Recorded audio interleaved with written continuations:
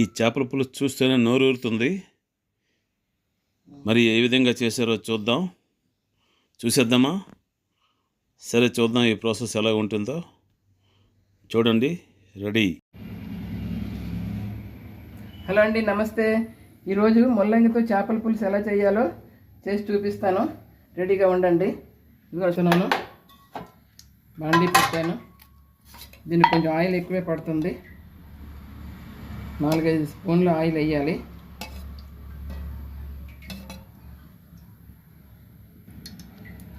ఆవాలు వేసుకుందాం కొంచెం.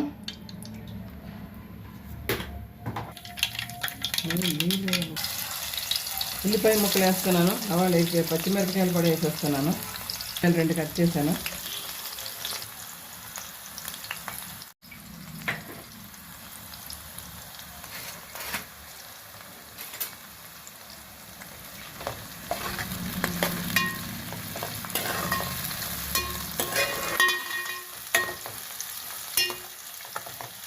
అల్లం వెల్లుల్లి పేస్ట్ వేస్తున్నాను.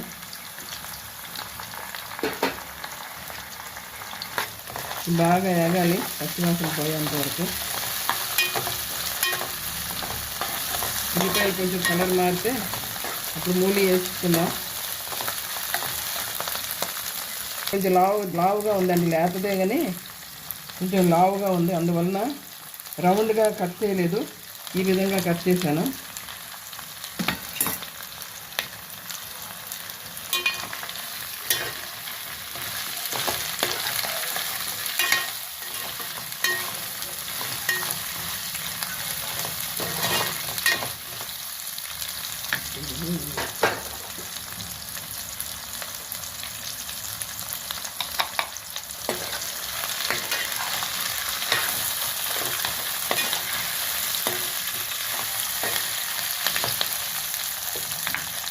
ఇప్పుడు టమాటా చాప్ చేసుకున్నాను. టమాటా చాపర్లో ఇది ప్యూరీ కాదు, చిన్న ముక్కలుగా చేసింది. ఇది వేస్తున్నాను. బాగా కలిపిస్తున్నాం.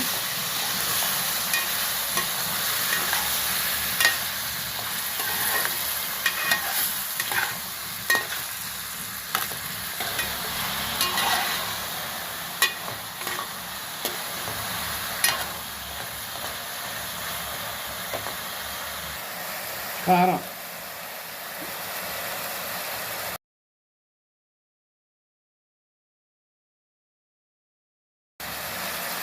పసుపు,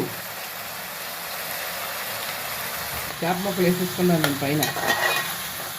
ఈరోజు ఉప్పు కారం పడుతుంది.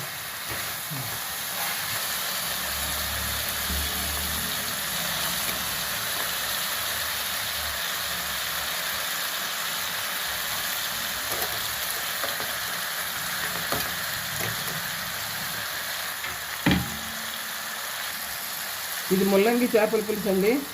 ఇంతవరకు నేను చేసిన చేపల పులుసు వేరు, ఇది వేరు. ఇది వేరే స్టైల్లో చేశాను. ఇది ఆంధ్రాలో చేస్తారు చాలామంది, ఆ విధంగా మీరు కూడా చేసుకోవచ్చు.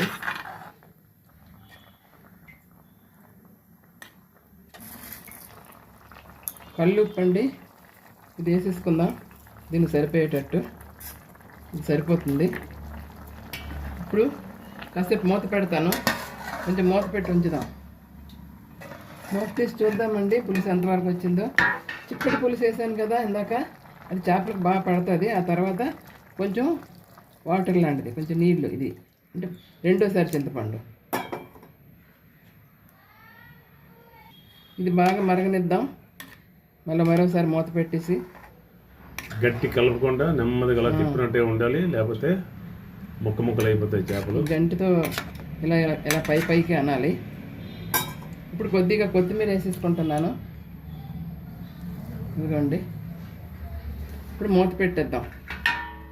మూత పెట్టి కాసేపు ఉంచుదాం. మూత తీసి చూద్దామండి పులుసు ఎంతవరకు వచ్చిందో. పులుసు మరిగిందండి చాలా వరకు, కొంచెం చిక్కబడాలి. మూత తీసి పక్కన పెట్టేసాను. కాసేపు పోయాక చూద్దాం.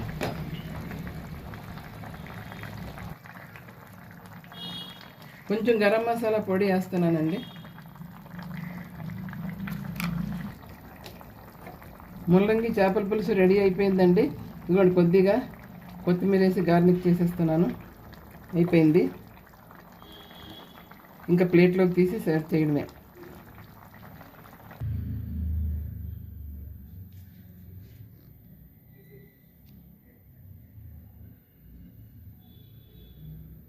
Problems.